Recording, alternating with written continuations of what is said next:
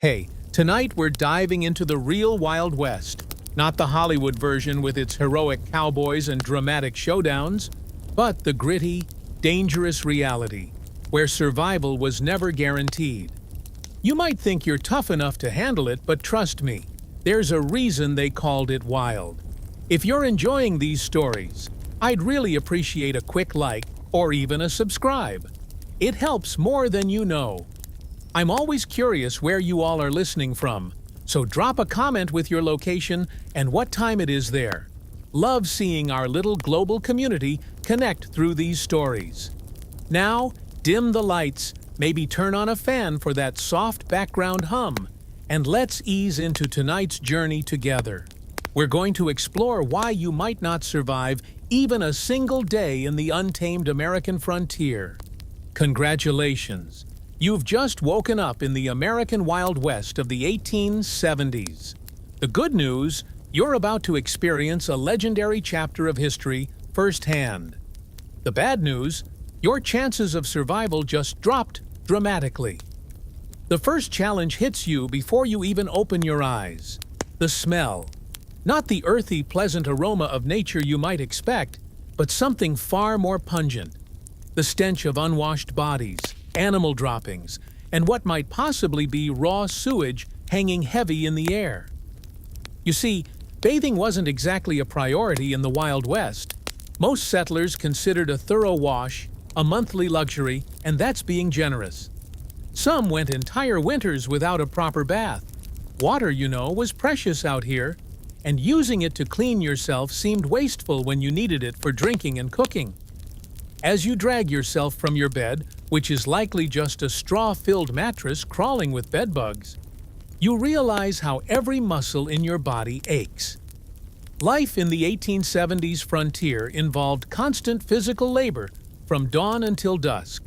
There were no weekends off, no vacations, and certainly no ergonomic considerations. Whether you were a farmer, miner, or ranch hand, your body was your primary tool, used until it broke down. You might think you work hard in your modern life, but frontier labor was something entirely different. Backbreaking work that left even the strongest people permanently hunched and arthritic by their 30s. Imagine spending 14 hours plowing fields, hauling water, chopping wood, or working deep underground in a mine shaft. No wonder the average lifespan was only about 35 years. Standing on the dusty floor, you notice the chill in the air. If it's winter, your cabin might be 20 degrees below freezing inside. If you had a fireplace, you'd have let it burn down overnight to save precious fuel. Good luck finding central heating or thermal underwear in this century. And if it's summer, well, get ready to sweat through every article of clothing you own. There was no escaping the elements in the Wild West. Speaking of clothing, forget comfort. Men typically owned maybe 2 sets of clothes, rough canvas or denim pants and cotton shirts that chafed against the skin. Women wore multiple layers regardless of the temperature: chemises, corsets, petticoats, and long dresses that dragged in the dirt. Everything was scratchy, ill-fitting, and rarely cleaned. Those fancy outfits you've seen in Western movies? Pure fiction for the average person. Your stomach growls, reminding you it's time for breakfast. Hope you like beans, biscuits, and coffee, possibly for every meal. The Wild West diet was monotonous and nutritionally deficient. Fresh fruits and vegetables were seasonal luxuries. Meat, when available, was often preserved with salt or smoke because refrigeration didn't exist. Scurvy, a disease caused by vitamin C deficiency, when your gums bleed and your teeth fall out, was common among settlers despite being easily preventable with modern knowledge. You might think the coffee would at least be good. Cowboys always seem to have a pot brewing in the movies, but what you're served barely resembles what you'd recognize as coffee. It's typically boiled to within an inch of its life, bitter beyond belief, and might include crushed eggshells or even salt to reduce the bitterness. Still, the caffeine would help you face the day, so you drink it without complaint. Before heading outside, You might want to check your shoes for scorpions or snakes that could have sought shelter during the night.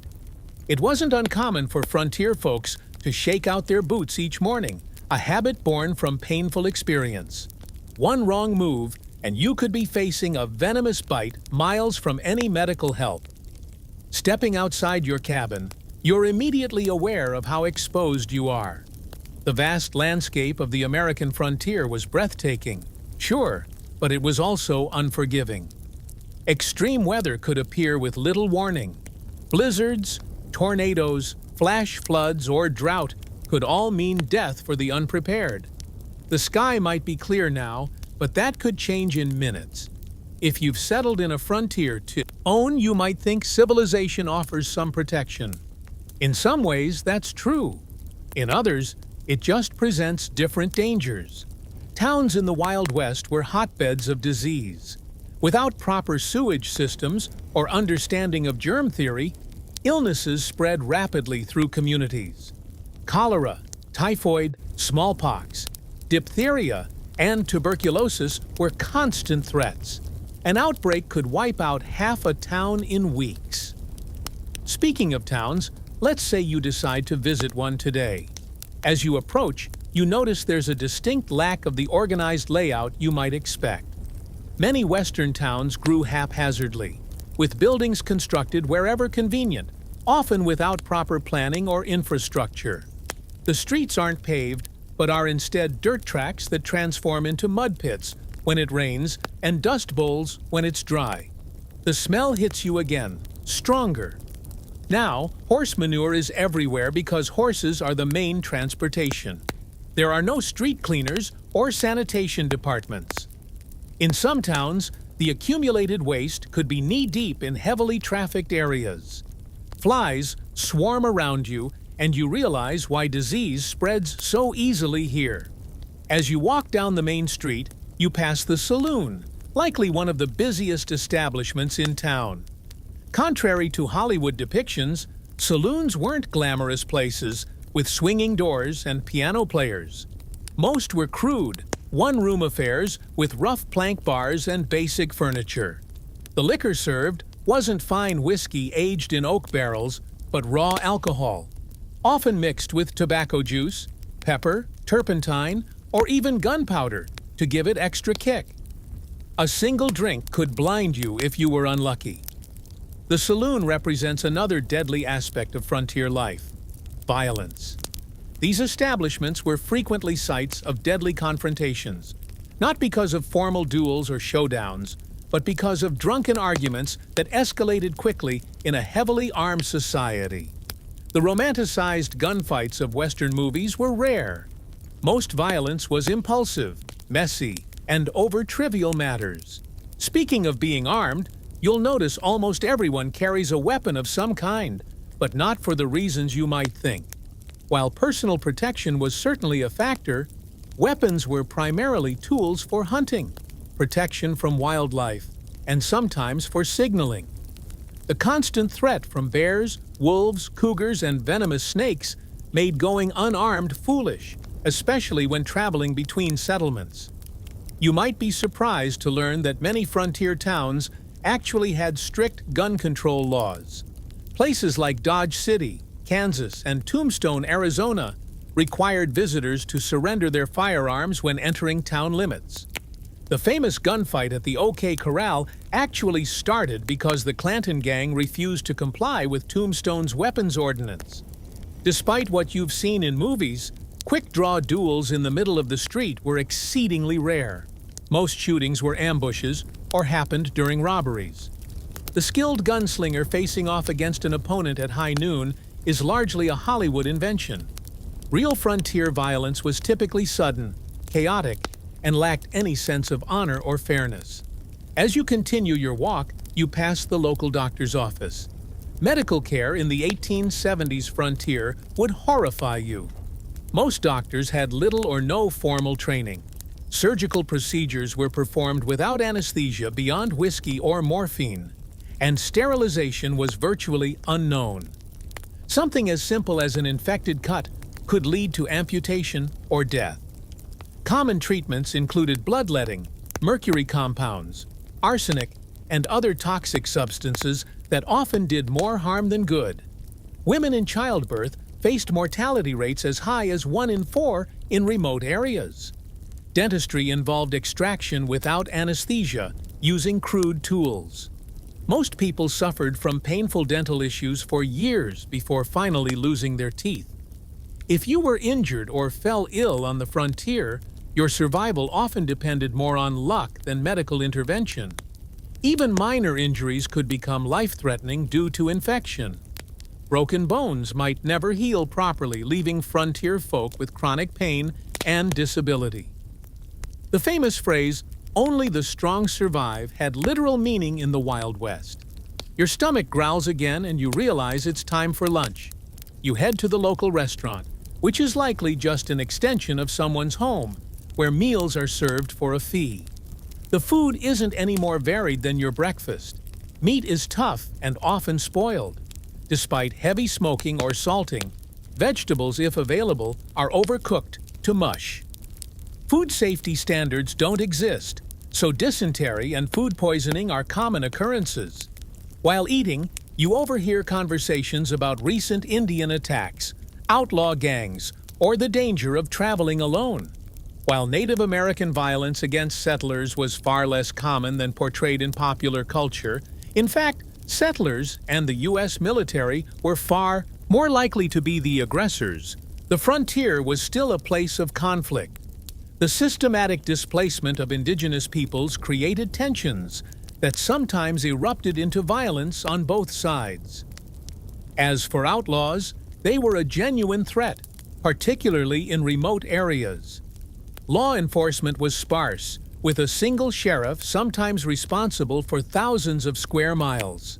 In many places, justice was handled through vigilante action rather than formal legal proceedings. Lynch mobs were common, and the concept of innocent until proven guilty often didn't apply. If you were accused of horse theft or cattle rustling, you might find yourself hanging from a tree before sunset, regardless of your actual guilt or innocence. After lunch, you decide to visit the local general store to stock up on supplies. The prices shock you. Basic necessities cost far more on the frontier than back east due to the difficulty and expense of transportation. A simple can of peaches might cost the equivalent of $20 in today's money. Many settlers spent most of their income on essential supplies, with little left over for comfort or luxury.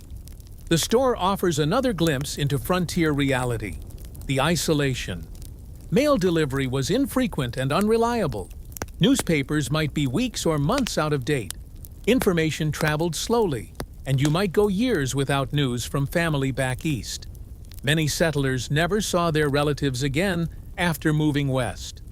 The psychological toll of this isolation contributed to high rates of depression, alcoholism, and suicide among frontier populations. As the afternoon wears on, you notice dark clouds gathering on the horizon. Weather on the frontier wasn't just uncomfortable. It could be deadly. Without modern forecasting, storms arrived with little warning. Blizzards could strand travelers, leading to freezing deaths. Tornadoes destroyed entire communities with no emergency services to assist survivors. Flash floods washed away wagon trains. Droughts ruined crops and caused starvation. If you were lucky enough to have a proper home, it provided minimal protection. Most frontier dwellings were hastily constructed from whatever materials were available. Sod houses on the plains, log cabins in forested regions, or simple wooden structures in towns. None were particularly effective against extreme weather. Winter temperatures inside could drop below freezing. Summer heat was often unbearable, especially in attics or upper floors where many people slept. As the storm approaches, you decide to head back to your cabin before it hits. On the way, you pass a group of men heading to work at the local mine. Mining was one of the deadliest professions on the frontier. Underground cave-ins, toxic gas exposure, explosions from improperly handled blasting powder, and machinery accidents claimed countless lives. Miners also suffered from long-term health issues like black lung from coal dust or mercury poisoning from gold processing. Even if you avoided mining, few frontier occupations were safe. Farming involved dangerous equipment with no safety features. Ranching meant working with unpredictable animals weighing hundreds of pounds. Logging had one of the highest fatality rates of any profession. Whatever you did to make a living, your risk of serious injury or death was exponentially higher than in the modern world. You make it back to your cabin just as the rain begins to fall. The roof leaks in several places, and you place buckets to catch the water. This is a good opportunity to refill your drinking water.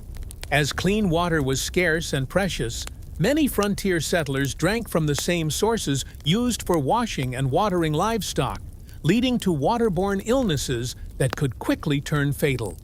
As you sit in your leaky cabin listening to the rain, you reflect on how different reality is from the romanticized version of the Wild West. There were no heroes or villains, just people struggling to survive in incredibly harsh conditions. The fact that anyone made it through is a testament to human resilience and determination. Night falls early as you have no electricity. Candles and oil lamps provide minimal illumination, and you're careful with them. Fire was a constant danger in frontier homes. A single spark could mean losing everything, with no fire department to call for help. Many towns burned to the ground at least once in their history. You prepare for bed, exhausted from just one day in the Wild West. Your muscles ache, your stomach is unsettled from the unfamiliar food, and your mind is overwhelmed by the constant vigilance required to stay alive. As you drift off to sleep, you wonder if you'll make it through tomorrow or if you'll become just another statistic in the dangerous story of the American frontier. The wind howls outside your cabin, a haunting reminder of how small and vulnerable humans are against the vastness of the untamed wilderness. Tomorrow, if you're lucky enough to see it, will bring all these challenges again, along with new ones you haven't yet imagined. In the Wild West, survival was never guaranteed. It was earned day by day, hour by hour, through hardship most modern people can scarcely comprehend. The morning light filters through the cracks in your cabin walls, waking you from a restless sleep. Your body aches from the hard mattress, but there's no time to linger. The Wild West waits for no one. As you rise, you remember yesterday's harsh introduction to frontier life and wonder what new challenges today will bring. Let's say you decide to leave town today to travel across the frontier. Whether you're heading to another settlement, joining a wagon train west, or simply exploring, travel in the 1870s was an entirely different experience than what you're used to. The good news is that by this time, the Transcontinental Railroad had been completed, connecting the east and west coasts of America. The bad news, unless you were relatively wealthy or traveling between major cities, you probably couldn't afford to use it. Most frontier folks traveled by horse, wagon, or simply on foot. If you owned a horse, consider yourself fortunate. Horses were expensive to buy and maintain, putting them out of reach for many settlers. A good horse might cost the equivalent of several months' wages. Then you needed saddles, bridles, feed, and veterinary care, though veterinary care often meant shooting the animal if it broke a leg or developed certain illnesses. Riding itself was no pleasure cruise. Saddles in the 1870s weren't designed for comfort, but for function. Hours in the saddle left even experienced riders with blisters and aching muscles. And if your horse spooked at a snake or a sudden noise, which happened frequently, you could easily be thrown, potentially suffering broken bones or worse, miles from any help. If you couldn't afford a horse, you might travel by wagon. Forget the romantic image of pioneers cheerfully rolling across pristine prairies. Wagon travel was brutally uncomfortable. The vehicles had no suspension system beyond the slight give in wooden wheels, meaning you felt every rock, rut, and hole in the trail. The constant jarring caused wagon sickness, similar to seasickness, leaving travelers nauseous and miserable.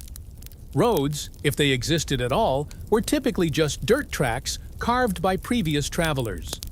After rain, they became muddy quagmires, where wagons could sink axle deep. During dry periods, the dust was so thick you could barely breathe or see. Wagons frequently broke down, with wheels cracking or axles snapping miles from the nearest settlement. Let's say you've decided to journey all the way to California or Oregon. You've joined a wagon train heading west on the famous Oregon Trail. This 2,000-mile journey was one of the most perilous undertakings of the 19th century. Of the approximately 400,000 people who attempted it between the 1840s and 1860s, an estimated 1 in 10 didn't survive. The Oregon Trail was sometimes called the nation's longest graveyard. Some historians estimate that an average of 10 to 15 people died for every mile of the trail. Think about that. A grave every 350 feet or so for 2,000 miles. The trail was lined with makeshift crosses and stone markers, many without names, as families were forced to bury loved ones and continue their journey. Disease was the #1 killer on the Oregon Trail. Cholera, a bacterial infection spread through contaminated water, was particularly devastating. This horrible illness, caused severe diarrhea and vomiting, draining the body of fluid so quickly that a person could be healthy at breakfast and dead by dinner. There was no effective treatment available. Wagon trains would sometimes lose dozens of people in a single cholera outbreak. Other diseases like dysentery, typhoid, and mountain fever claimed countless lives. Children were especially vulnerable, with many families losing multiple children during the journey. Medical care was rudimentary at best, often consisting of folk remedies that did little to help and sometimes made conditions worse. Crossing rivers presented another deadly challenge. Wagons weren't designed to float, but pioneers had to cross numerous rivers on their journey west. Some had ferries or fords, but many required the wagon to be floated across like a makeshift boat. Wagons frequently capsized in these crossings, drowning people and livestock and destroying precious supplies.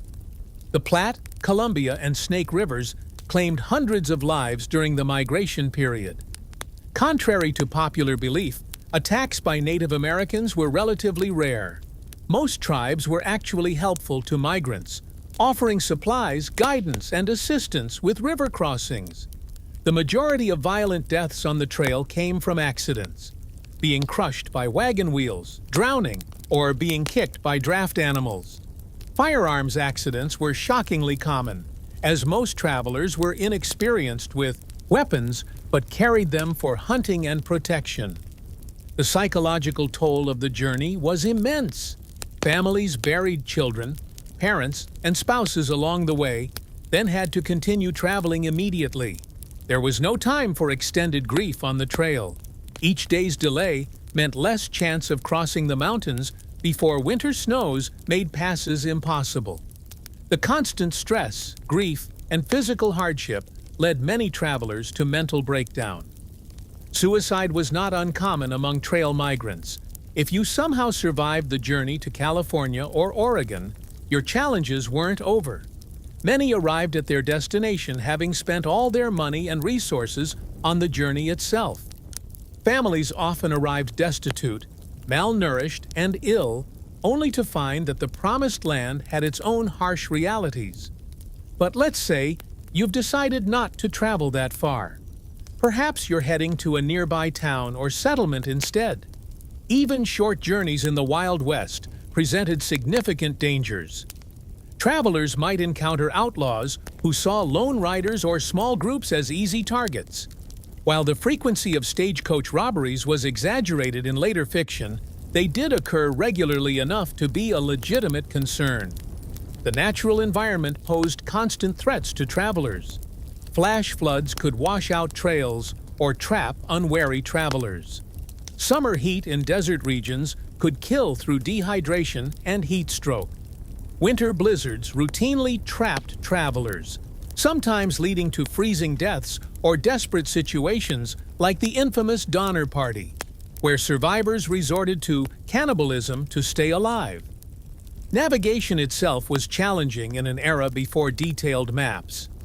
Travelers relied on vague directions, landmarks that could change or be misidentified, and the experience of guides who sometimes proved unreliable. Getting lost in the wilderness could be a death sentence, especially if your supplies ran low. As you travel today, you notice another aspect of frontier life that movies rarely depict accurately: the stunning diversity of people. The Wild West wasn't populated solely by white cowboys and settlers. It was a meeting ground of cultures from around the world. Chinese immigrants worked as railroad builders, miners, and merchants. Mexican families had been living in the Southwest long before it became U.S. territory. Black cowboys made up as much as 25% of the workforce on some ranches. European immigrants from Germany, Ireland, Italy, and Scandinavia brought their cultures and traditions. And of course, dozens of distinct Native American nations had called these lands home for thousands of years before others arrived. This diversity, however, didn't mean equality or harmony. Racial violence was a common feature of frontier life.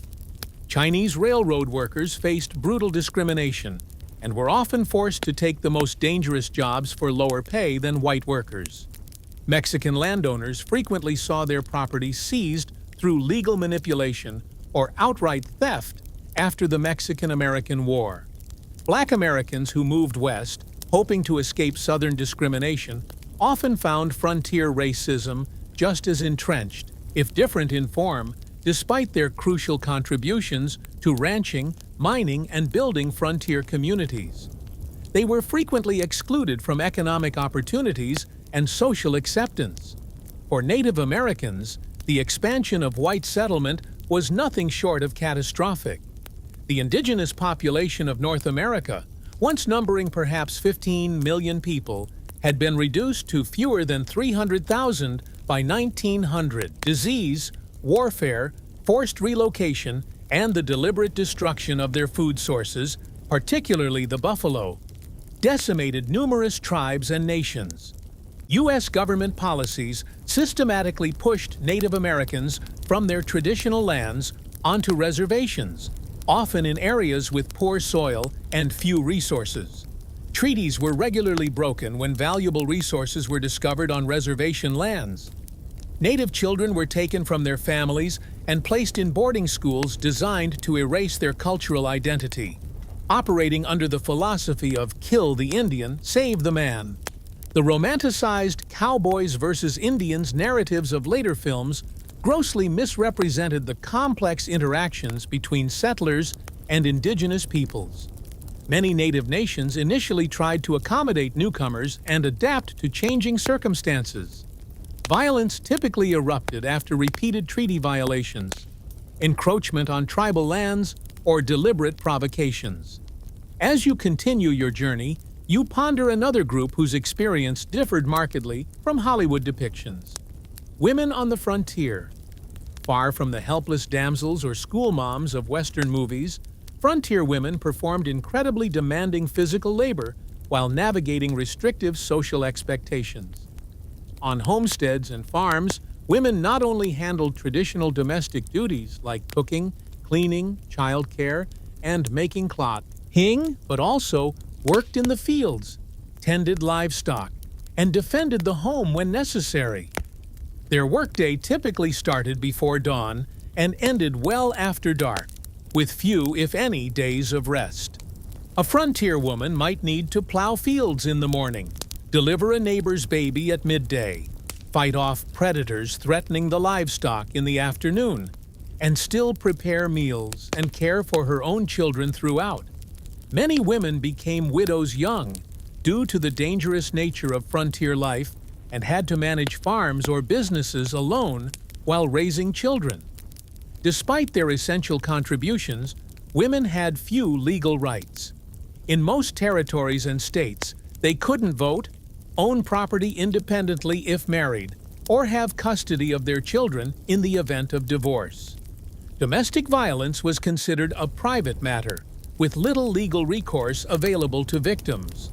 For unmarried women, options were severely limited. Teaching was one of the few respectable professions, though female teachers were paid significantly less than their male counterparts and were often expected to resign upon marriage. Some women found economic independence through running boarding houses, working as nurses, or establishing millinery or dressmaking businesses. Then there were the soiled doves, prostitutes who worked in frontier brothels and saloons.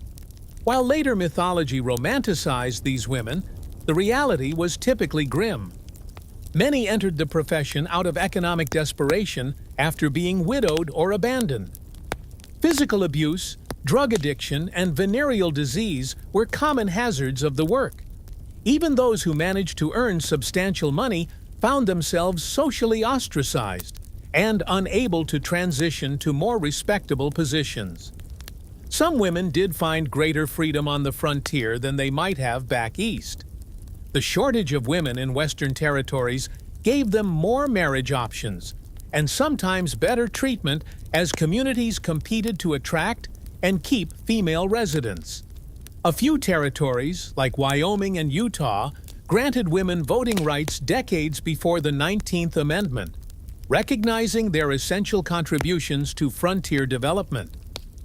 As the day wears on and you continue traveling, you might wonder about law enforcement in this supposedly lawless land. The reality was complex and varied widely by location.